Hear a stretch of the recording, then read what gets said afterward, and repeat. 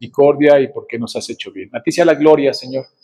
En tus manos nos ponemos para esta mañana poder ir a tu palabra, escudriñarla y que tu Espíritu nos lleve la verdad, nos muestre todas las cosas, nos hable, nos enseñe. En tus manos nos ponemos, en el nombre de Cristo Jesús. Amén. Bueno, entonces nos vamos a Mateo capítulo 5 y vamos a leer el versículo 20 como antesala del estudio de hoy, que es Mateo 5, 21 al 48. No vamos a llegar hasta el 48, pero esa es la idea de los 6 ejemplos que Jesús da sobre la interpretación correcta de la ley. Entonces, vamos a Mateo capítulo 5, versículo 20.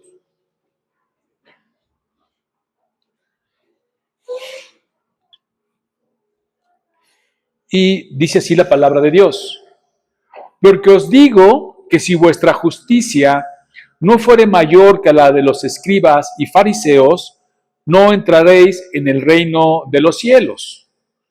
Por los que no tengan mucho conocimiento quién era un escriba, eran encargados precisamente de eso, de estar copiando la ley, ¿no? Y llevando la ley estrictamente, era un oficio. Y fariseos. Los fariseos eran la élite religiosa de la época de Jesús. Ellos se sentían realmente elevados en una forma eclesiástica, ¿no? Entonces Jesús va a decir que si nuestra justicia no es mayor que la de ellos, no vamos a entrar al reino de los cielos. ¿Por qué dice Jesús eso? Porque ellos cumplían muchas de las normas que la ley decía externamente. Eran sepulcros blanqueados. Los veía uno como un sepulcro blanqueado, limpio, bonito, hermoso, pero por dentro estaban llenos de pudredumbre. Y Jesús los exhibe ante eso. Y dice, si tu justicia no supera la de ellos, no entras al reino. Entonces decimos, ¿cómo era la de ellos? Pues era falsa. Era más externa y nada interna. Y a nosotros se nos llama, desde como empieza a estructurar Jesús el Sermón del Monte con las bienaventuranzas, nos dice, tu corazón, el corazón de un cristiano debe ser bienaventurado. Y ya las vimos, ¿no? Y si no es bienaventurado, no vas a superar esa justicia externa que ellos tienen.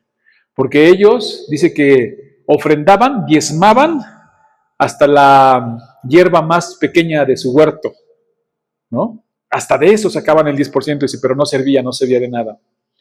Entonces la única manera en que nosotros podemos ser justificados es la justicia de Cristo en nosotros, que es a través de un corazón regenerado y un corazón bienaventurado.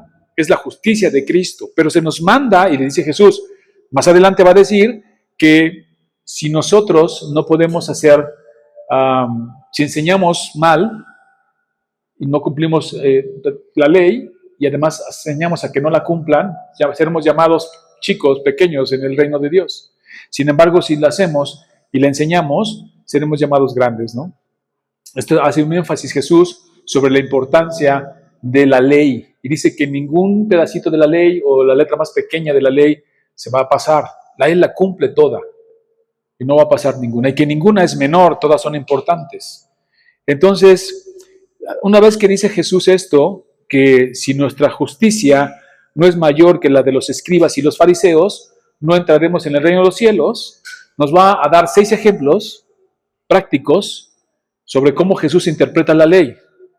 Y lo hace bajo una estructura de verdad impresionante, una estructura pedagógica de cómo es hacerlo y cómo empieza desde adentro hacia afuera y todo lo que implica. Primero habla de la identidad del que pertenece al reino de Dios a través de las bienaventuranzas. Eso es lo que hay en nuestro corazón, la transformación, la regeneración, el Espíritu Santo morando en nuestro corazón. Luego habla de la misión. La misión es ser sal y ser luz. Y luego habla de la autoridad, la correcta aplicación y entendimiento de la ley en una vida diaria. Y la práctica de la ley correctamente. Así, en esa estructura lo va enseñando Jesús en el Sermón del Monte. Y Jesús no está dando una ley más estricta, sino una lectura más profunda que revela la intención original de Dios. De hecho, la intención original de la ley. Porque dice que la ley no se trata nada más de hacer cosas o no hacer, sino que trata de justicia, se trata de ¿qué? De misericordia. Cuando tú ves la ley, que son los 10 mandamientos a los que estamos haciendo referencia aquí, Jesús hace referencia, la ley moral de Dios, cuando tú ves esa ley, te das cuenta que lo que hay en esa ley es misericordia. Y lo que los fariseos hacían es que agarraban esa ley y la aplicaban de sope y no había misericordia. Y la semana pasada vimos cómo es que la ley puede ser misericordiosa. Y dimos una especie de ejemplo, analogía, de cómo nosotros como padres tenemos nuestras leyes, nuestras disciplinas, nuestros estatutos, los aplicamos a nuestros hijos y a nuestros hijos no les parece que sea agradable y no les parece que sea misericordioso. Hasta que crecemos, como dice Hebreos. Crecemos ejercitados en la justicia y ¿qué dice? Damos frutos apacibles de justicia. Y esa ley que tus papás te imponían de no llegar tarde, no hacer esto, no hacer el otro, realmente lo que estaba era teniendo misericordia para que no te perdieras y evitarte muchos problemas. Pero no lo ves hasta que creces. Es lo mismo, dice, la ley se trata de misericordia, gracia, fe, y ellos la aplicaban de una manera incorrecta y ponían cargas que ni ellos mismos podían llevar, ¿no? Legalismo se llama. Entonces Jesús lo que va a hacer aquí es mostrarnos de esta manera realmente lo que la ley tiene como un principio que es gracia y misericordia. La verdadera justicia es interna, transformada por el reino de Dios. La ética del reino va del corazón a la acción, no al revés. Jesús restaura la ley a su propósito primordial, formar un pueblo semejante a Dios. Por eso decimos que cuando tú lees la ley, si en Cristo es tu enemiga, porque nada más te condena, te acusa y estás tú ahí luchando contra Dios, y cuando tienes a Cristo en tu corazón, cuando Él ha gobernado nuestra vida, ya es más dulce que la miel, porque te sirve como un ayo, te sirve como una instrucción, te sirve como una guía, y entonces ya es tu amiga, ¿no? Bueno, recordemos la declaración que Jesús hace a sus discípulos. Si vuestra justicia no fuere mayor que la de los escribas y fariseos, no entraréis al reino de los cielos. Y de ahí Jesús procede al primer ejemplo de la interpretación profunda y correcta de la ley, que vimos un poco la semana pasada como final del sermón. Y dice así, Mateo 21 al 26. Oíste que fue dicho a los antiguos. ¿En dónde fue dicho eso? Fue dicho en Éxodo 20:13 y Deuteronomios, que es la segunda ley, segundas leyes, 5:17. Está haciendo una alusión a los 10 mandamientos. Muy bien, si van allí, van a encontrar que está hablando de los 10 mandamientos y se está refiriendo al sexto mandamiento. Dice, oíste que fue dicho a los antiguos, no matarás, y cualquiera que matare será culpable de juicio. Pero yo os digo, y como lo hemos mencionado, esto es hermoso, porque es Jesús siendo Dios. Como decíamos, los profetas dicen, Jehová dice, y Jesús dice, yo os digo. Wow, maravilloso. Que el que se enoje contra su hermano será culpable de juicio, y cualquiera que diga necio a su hermano será culpable ante el concilio. Y cualquiera que le diga fatuo quedará expuesto al infierno de fuego.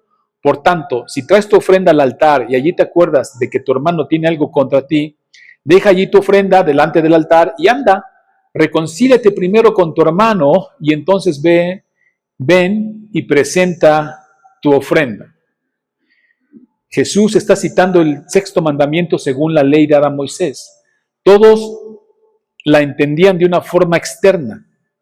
Veamos cómo Dios se la interpreta a David por medio del profeta Natán en el caso de Betsabé. En 2 de Samuel 12:9 le dice así, ¿por qué pues tuviste en poco la palabra de Jehová haciendo lo malo delante de sus ojos? A Urías Eteo heriste a espada y tomaste por mujer a su mujer, y a él lo mataste, no le dice lo mandaste matar, lo mataste con la espada de los hijos de Amón. Una manera de interpretar la ley aquí, con todo el caso de David, todas las transgresiones que voy a mencionar ahorita que implican el sexto mandamiento, todas las violó David, todas. Porque este mandamiento prohíbe la ira injusta, el odio, envidia, deseo engañoso y omisión de cuidado hacia el prójimo. David viola todos estos aspectos, incluso antes de matar a Urías.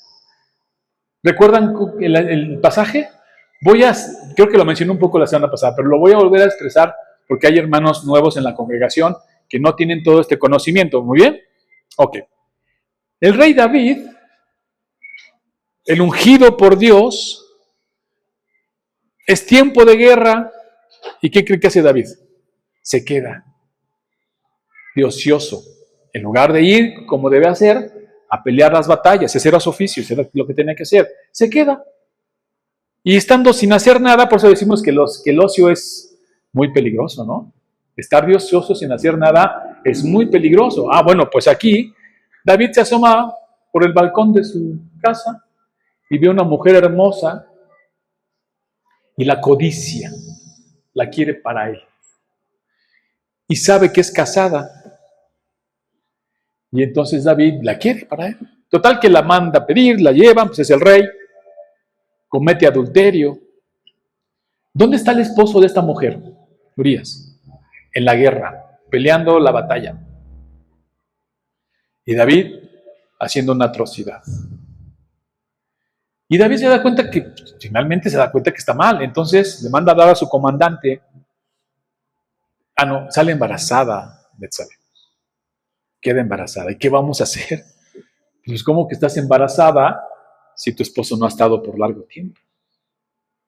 Entonces viene el esposo de la guerra y se acampan ahí, en el palacio donde está David, todos acampan ahí, y David ya maliciosamente le manda a hablar. Y le dice a Urías, vete a tu casa, descansa, vienes de la guerra. Estoy parafraseando para no irme tan rápido, tan lento. Y él dice, no, mi señor, no, ¿cómo haría yo eso? ¿Están todos mis hermanos combatientes aquí? ¿Y yo en mi casa? No, yo voy a estar con ellos. Lo que David quería es que se fuera a su casa para que se acostara con su esposa, tuviera relaciones y entonces cuando sale embarazada dijera, es de él. ¿No? Vean toda la maquinación en la cabeza. Pues ahí está. ¿Que Betsabé está embarazada? Pues vino su esposo de la guerra, fue a visitarla y pues, tuvieron relaciones matrimoniales y se embarazó. Pero él no quiso. Él dijo, no, yo no me voy a mover de aquí porque es como una falta de respeto a mis compañeros combatientes. Yo voy a quedar con ellos aquí. No le sale a David las cosas. ¿Qué hace? Manda llamar a su comandante y le dice, quiero que pongas a Urías al frente de la batalla para que muera en la batalla. Y fíjense, bueno, todos conocemos la historia, lo hemos estudiado, ¿no? Y entonces el comandante hace eso. Pero para ponerle al frente de la batalla y que muriera, tenía que aventar la primera, ¿cómo se les llama? La primera avanzada, ¿no? La primera línea de enfrentamiento, casi a morir. Entonces dice, pues todos adelante a la batalla. Y la primera línea donde estaba Urías, pues los mata. Hay mucha pérdida de vidas. Llegan los otros comandantes, llegan los soldados y dicen, te equivocaste. Ve cuánta gente se murió. ¿Qué va a decir David? ¿Y qué creen que dijo el comandante? No se preocupen. Ustedes díganle que ya murió Urías. Y sí, llegan con David. ¿Cómo? ¿Cómo es posible que hayas tomado esa decisión de haber hecho esa avanzada si iban a morir tantos? Sí, pero murió Urías como querías. Bueno. Gracias. Pueden ver la maquinación y la maldad. Y ahí anda David, hasta que llega el profeta Natán. Llega el profeta Natán y le da una analogía de un pastorcito que tiene una sola ovejita y de uno que tiene muchas ovejas. Y ahí está David escuchando toda la analogía y le dice, ¿qué crees que hizo el que tenía muchas ovejas? Se lo cuenta como un relato y le dice, no sé, dice, bueno, pues este de muchas ovejas le quita la única oveja que tiene este pastorcito. ¿Cómo es posible? Sí, se la quita. Ese merece morir, dice David. Y le dice Natán, ese eres tú. Y le cae el 20. Y entonces entra en una situación muy complicada y le dice, Señor, contra ti solo he pecado, ¿no? Y reconoce su pecado. Y ese es el sexto mandamiento que está explicando Jesús. No solo se trata de matar a alguien. Dice, oíste que fue dicho, no matarás, y cualquiera que matare será culpable de juicio. Pero yo os digo que cualquiera que se enoje contra su hermano será culpable de juicio, y cualquiera que diga necio a su hermano será culpable ante el concilio, y cualquiera que le diga fatuo quedará expuesto al infierno de fuego. Aquí este mandamiento enseña que no tienes que tener ira injusta, odio, envidia y deseo engañoso, omisión de cuidado hacia el prójimo. Eso es porque lo estás matando. El que tú ya odies a alguien de tal manera que no tengas cuidado por él, a que tú odies a alguien, no tengas tanto enojo con alguien, en que tengas envidia de lo que él tiene, el de que no quieras saber nada de él, es lo que está enseñando este pasaje. Y David cae en todos esos quebrantamientos, incluso antes de matar a Urias. David viola todas estas implicaciones. Y hay una parte también que tenemos que analizar sobre lo que también es matar a alguien en tu corazón, la indiferencia. Una muerte disfrazada, una violencia pasiva. La indiferencia es una muerte disfrazada, una violencia pasiva. El que tú digas a alguien, sí, X, ¿lo han escuchado a los jóvenes que dicen? Sí, X, ¿no? Sí, no me interesa. Eso es matar a alguien en tu corazón. Dice 1 de Juan 3:17. Pero el que tiene bienes de este mundo y ve a su hermano tener necesidad y cierra contra él su corazón, ¿cómo mora el amor de Dios en él? No puede. El que tú cierres tu corazón por cualquier circunstancia hacia el otro, es que lo has matado en tu corazón. Es que ya el que no te importe si le hace bien o le hace mal, si le va bien o le va mal, el que si se cae y se tropieza tampoco te importa, lo has matado en tu corazón. La indiferencia es uno de los aspectos que tiene este mandamiento que rechaza completamente. ¿Y cuántos de nosotros no somos indiferentes? La indiferencia es un homicidio pasivo. Dice el texto, por tanto, si traes tu ofrenda al altar y allí te acuerdas de que tu hermano tiene algo contra ti, deja allí tu ofrenda delante del altar, anda, reconcíliate primero con tu hermano y entonces ven y presenta tu ofrenda. Después de que Jesús deja claro que la adoración no puede existir si hay resentimiento y si hay indiferencia, no sirve, no la recibe. Déjala a un lado. No tiene caso que vengas a la iglesia, levantes tus manos y hagas lo que tengas que hacer si tienes algo en tu corazón. Si has ofendido a alguien y no te importa. Si tienes indiferencia por alguien. Podemos decir que Jesús nos dice cuál es nuestro deber, nuestra responsabilidad espiritual.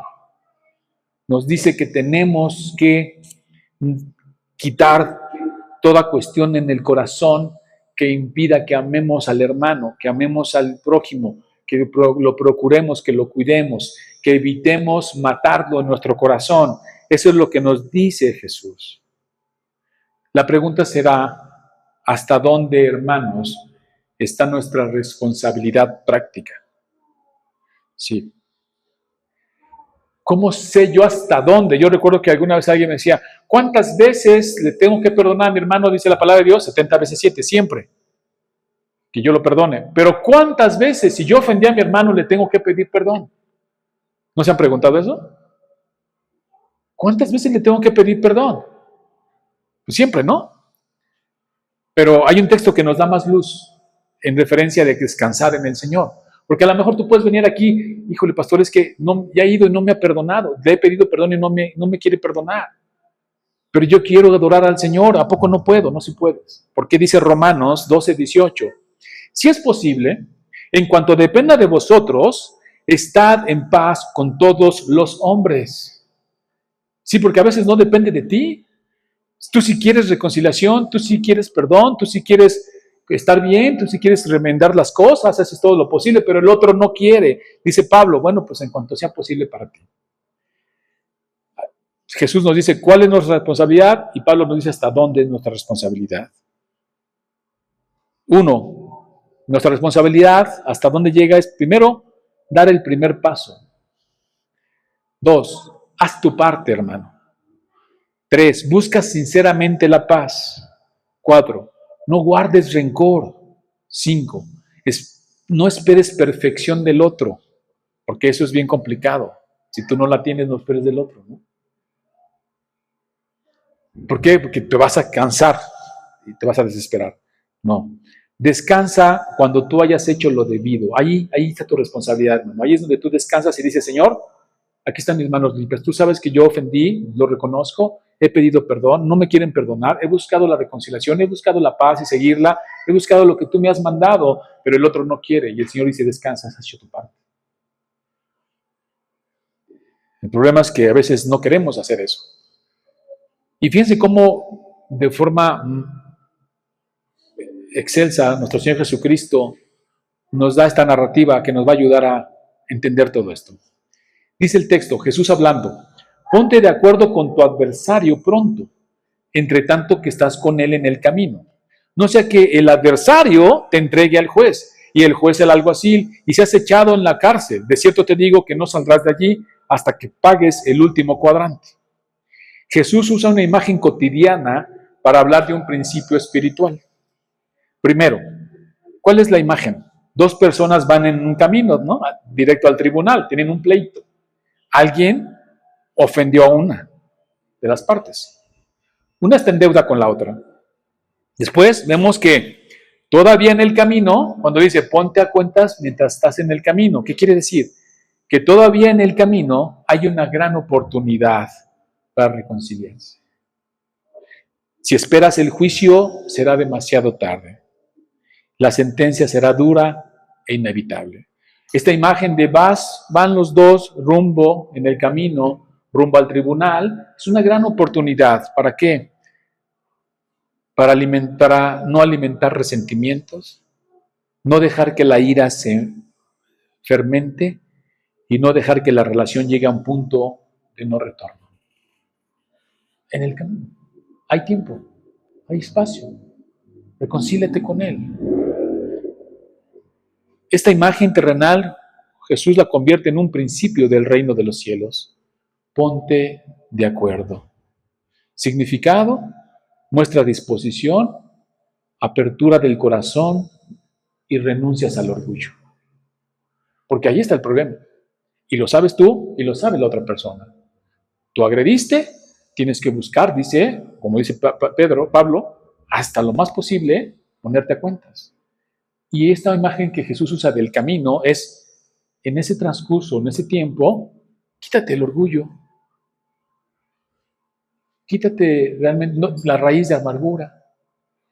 Hay tiempo de reconciliación, porque hay un punto en el no retorno, como dice, ¿no? Ya llegaste a un punto en el que ya se hicieron tanto daño que ya no hay retorno hasta donde tope. Jesús invita a mostrar el carácter del que es parte del reino de los cielos, y esto, como lo hemos dicho, no alimentar resentimientos, no dejar que la ira se fermente, no se ponga el sol sobre tu enojo, hermano. ¿Tienes derecho a enojarte? ¿Te ofendieron? Tienes derecho a ofenderte. Pero no guardes resentimiento, porque eso hace raíces hacia abajo. Y no dejar que la relación llegue a un punto de ya no hay más que hacer.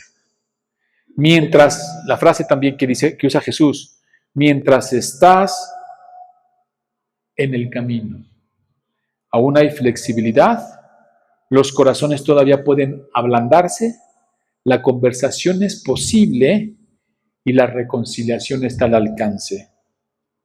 De lo contrario, hermanos, lo opuesto. El orgullo crece, el resentimiento echa raíces. Así que te hago una pregunta, hermano. ¿Con quién estás en el camino? ¿A quién estás evitando? ¿Dónde hemos dejado que el silencio se convierta en distancia? ¿Y dónde yo estoy o estamos esperando a que el otro cambie primero? Eso es lo que Jesús llama a la reflexión. Con este pasaje del camino, mientras hay tiempo antes de llegar al juez. ¿A quién he ignorado? ¿Con quién he guardado mejor silencio para no verlo, no conversar y no estar ahí? Pregúntatelo, hermano. ¿Cómo aplica este pasaje de Jesús de la correcta interpretación de la ley en tu vida. No tienes que agarrar un arma para matar a alguien y ser culpable de este mandamiento. Con que tu corazón se haya endurecido al tal grado de que ya te es inclusive y ya no te importa. Piénsalo. Luego Jesús va a hablar del séptimo mandamiento. Acaba de hablar del sexto.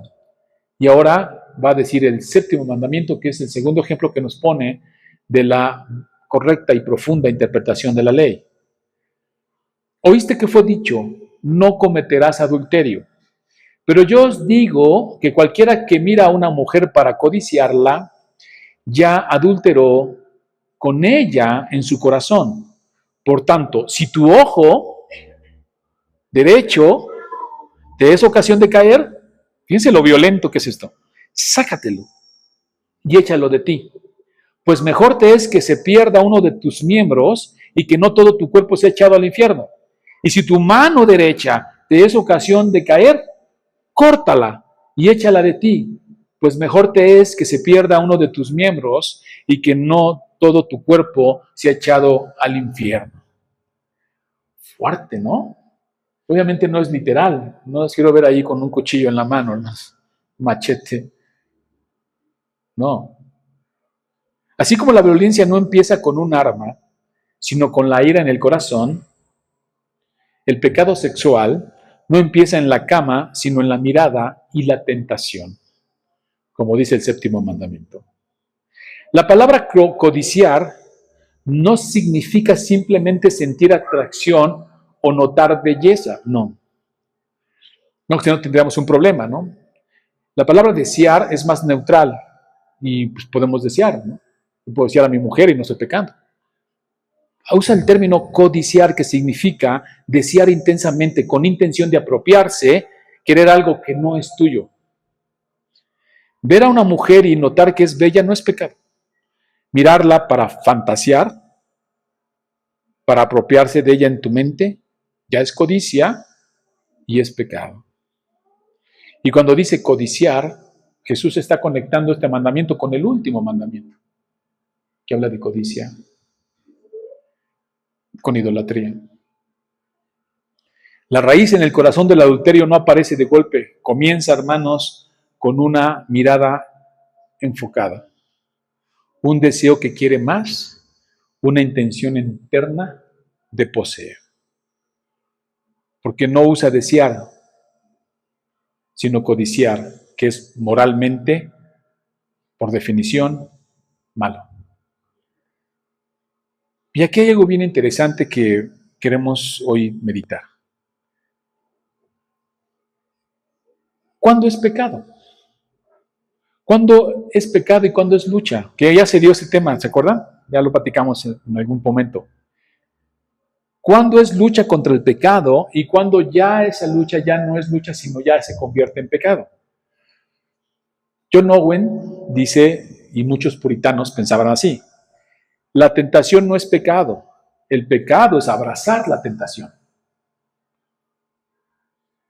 La primera mirada, si no es buscada, es parte de la vida cotidiana.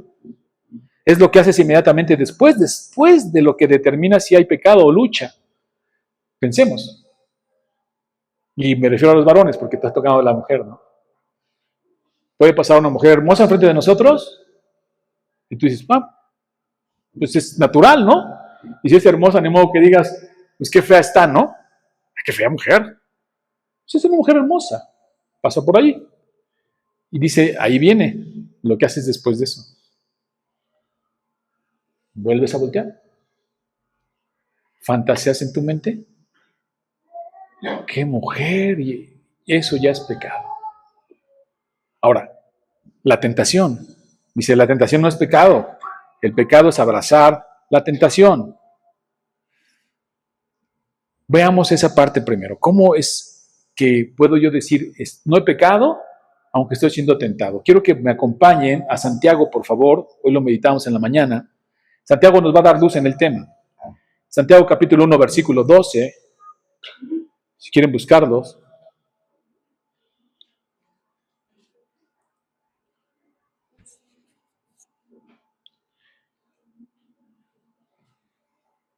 Dice bien, dice, soportando las pruebas. Esto nos va a ayudar para entender cuándo es lucha y no es pecado y cuándo sí es pecado.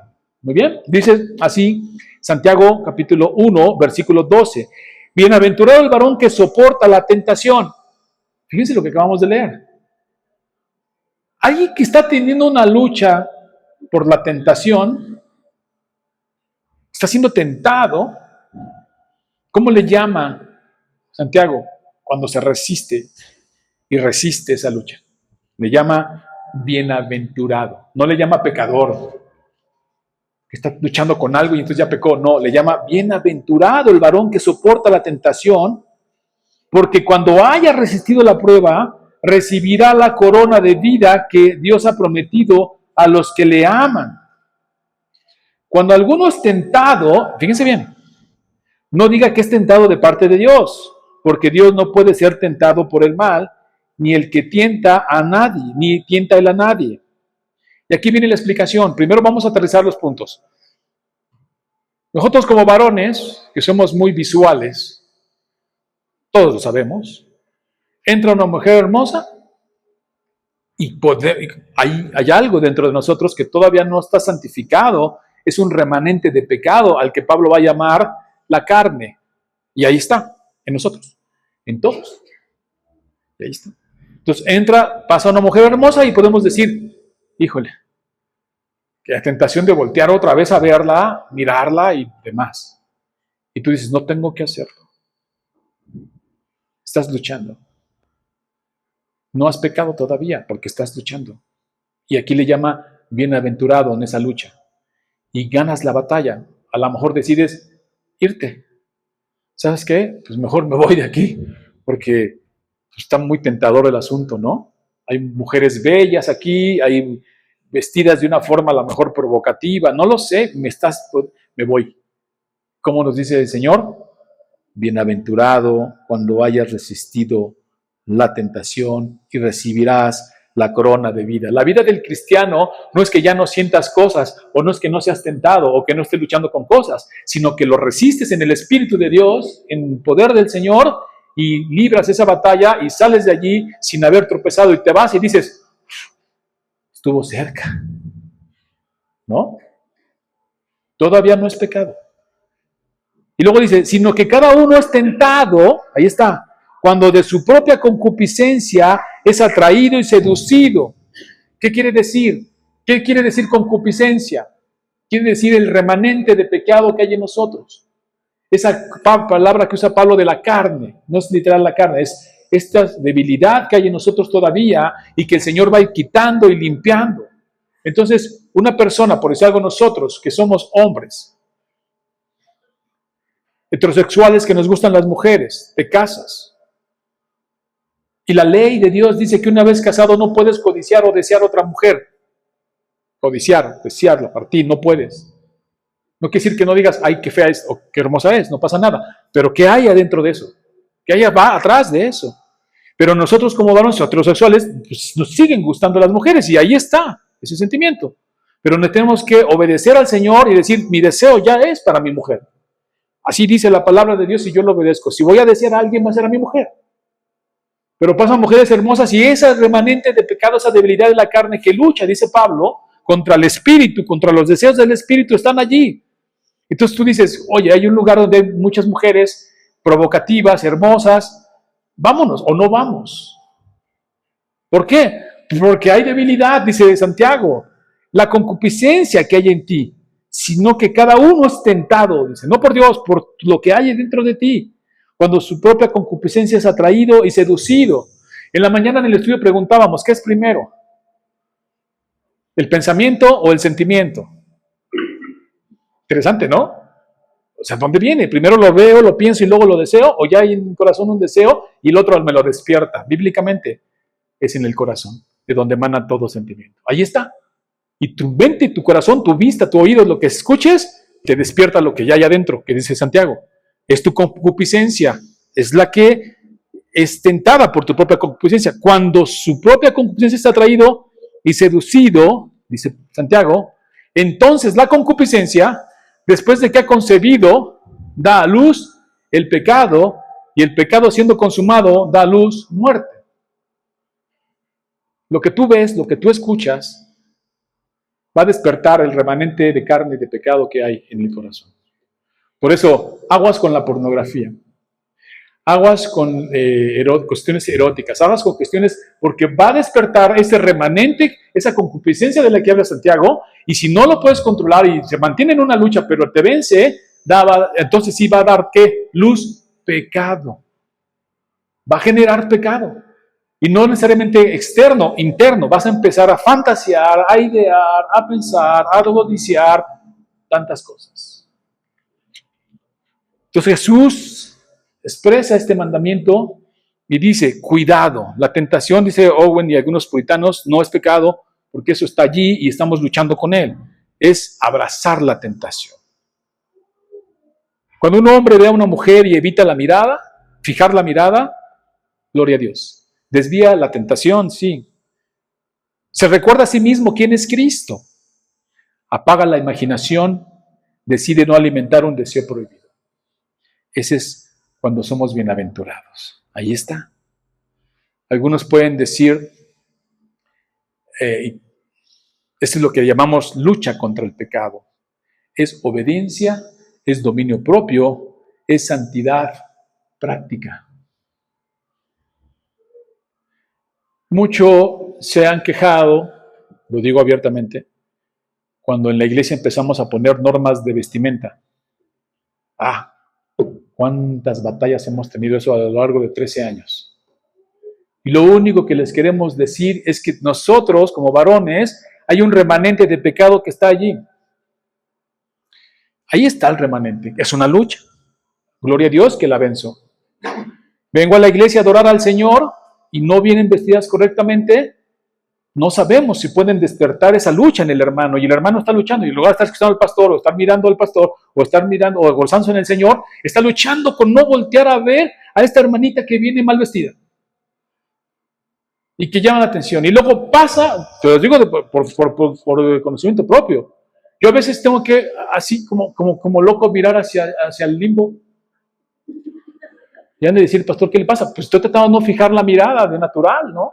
Si tú vienes con un escote, la primera mirada es natural. Es más, yo puedo mirar a la hermana naturalmente, cualquier hermana naturalmente, y no se va a sentir mal. Pero cuando trae un escote a alguien y dice, mira el pastor, ¿cómo la está viendo? No. Y luego, si alguien tiene una lucha con eso, imagínense, en lugar de venir a glorificar al Señor, vino a luchar contra su pecado en la iglesia. Porque alguien así, y viceversa los varones, ¿no? Y Jesús dice, cuidado, porque ya en el corazón, en esta lucha, hay una batalla, sí. Pero da a luz pecado. ¿Por qué? Por tu concupiscencia. Pablo va a decir en Romanos 8:13, porque si vivís conforme a la carne, moriréis. Mas si por el Espíritu, fíjense qué interesante, hacéis morir las obras de la carne, viviréis. Hay una lucha interna. El Espíritu que mora en nosotros y el fruto del Espíritu, que es amor, gozo, paz, benignidad, dominio propio, fe, mansedumbre, todo eso está allí. Y dice, pero hay lucha, sí la hay. A veces en algunas playas, no en México, pero sí en otros lados, pero no puedes de andar por la forma de vestir. Es incómodo a veces, ¿no? Es muy incómodo. Y está la batalla allí. Y alguien dirá, pastor, todos tenemos esa batalla. Y lo mejor es, como le dijo Pablo a Timoteo, huye de esas pasiones juveniles. No siempre se gana peleándolas, sino huyendo inclusive. Y dice el Señor, allí es donde está el asunto del adulterio. En una mirada, ¿no? Cuando hay lucha está bien. Cuando estás luchando, dices, estoy luchando por no voltear.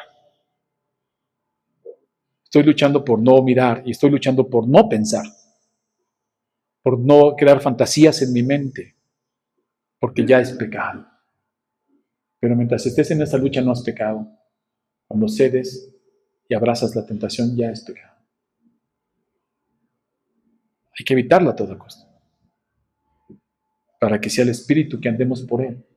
Y haz morir, dice Pablo, haz morir esos deseos de la carne.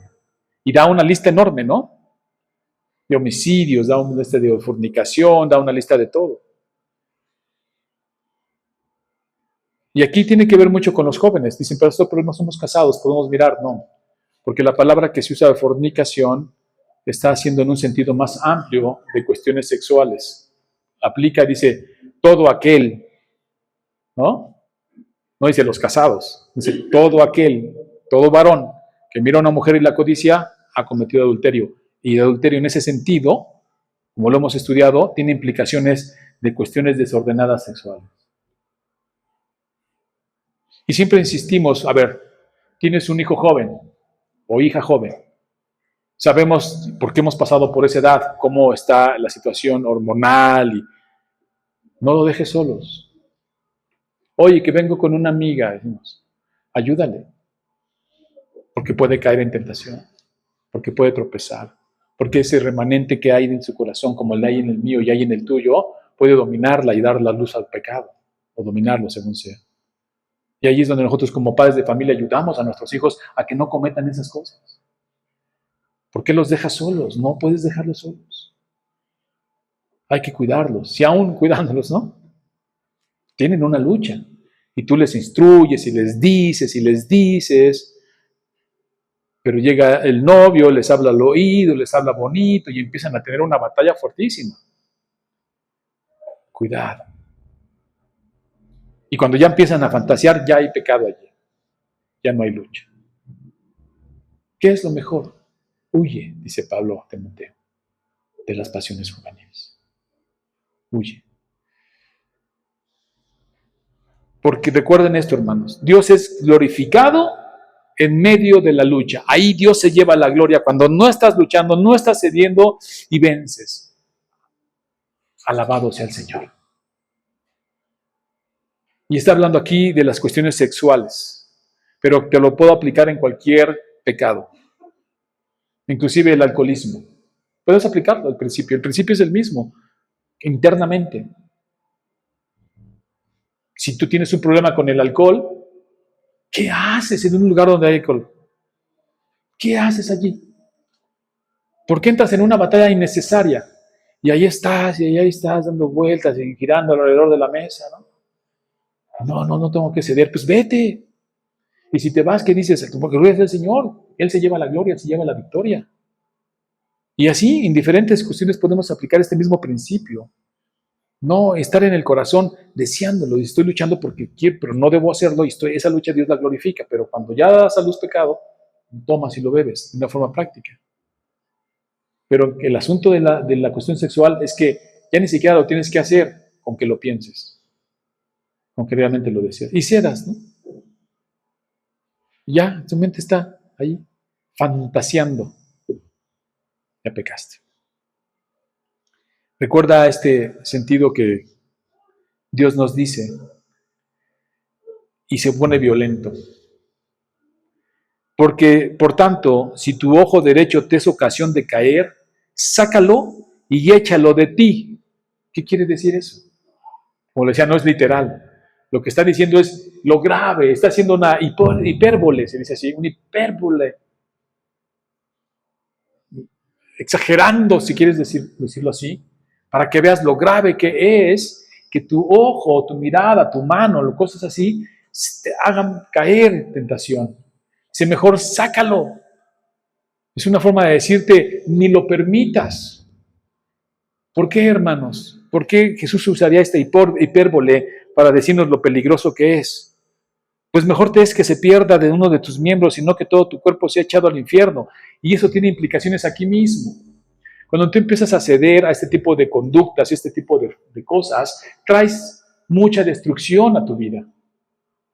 Si eres casado, traes destrucción a tu hogar, traes destrucción a tu familia, traes destrucción a tus hijos y te haces una vida miserable. Porque empiezas a alejarte de tu esposa, empiezas a alejarte de tu esposo, empiezas a tener mala comunicación con Dios, mala comunicación con tus hijos, con tu esposo, empiezas a fantasear, ya ni estás. Y alguien te dice, ¿dónde estás? Estás como ido, tu mente está en otro lado.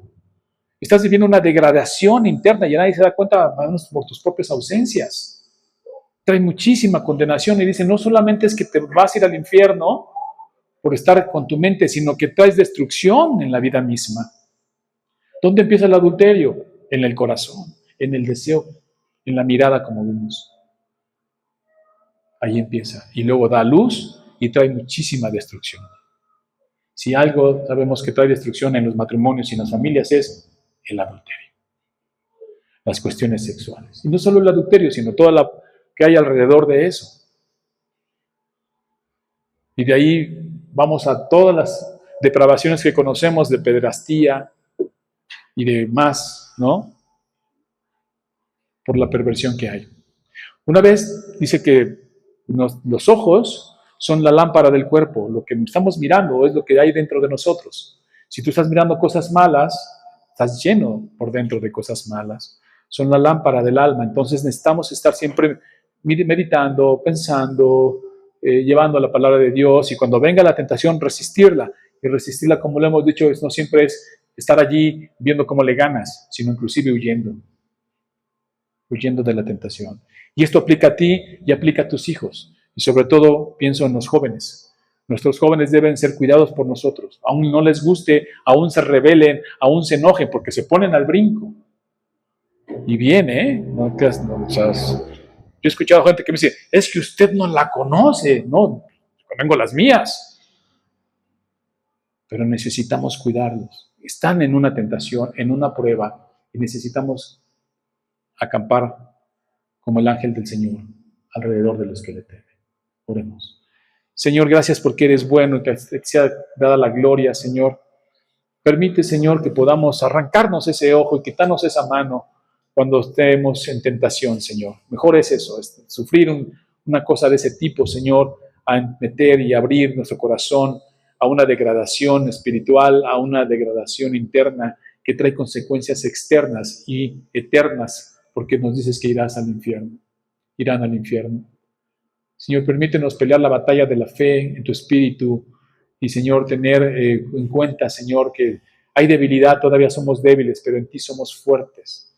Estar sujetos a ti, asidos a ti, Señor, en esta batalla de estos pecados sexuales, como la fornicación, el adulterio, la codicia, que hacen, Señor, que internamente nos degrademos. Nos llama, Señor, a mantenernos firmes en tu espíritu. Bendícenos, guíanos. Te pedimos por nuestros jóvenes, Señor, por los matrimonios, por nuestros varones solteros, por nuestras mujeres solteras, por todos ellos y cada uno, Señor, nuestros hijos, todos, Señor, permite que podamos ayudarlos en esta batalla que se da, Señor, con el remanente de pecado que existe. Hasta que tú nos llames a tu gloria, sabemos que alcanzaremos la perfección. Mientras nos llamas a pelear y a andar la carrera, Señor, a ti sea la gloria. En tus manos estamos, en el nombre de Cristo Jesús. Amén.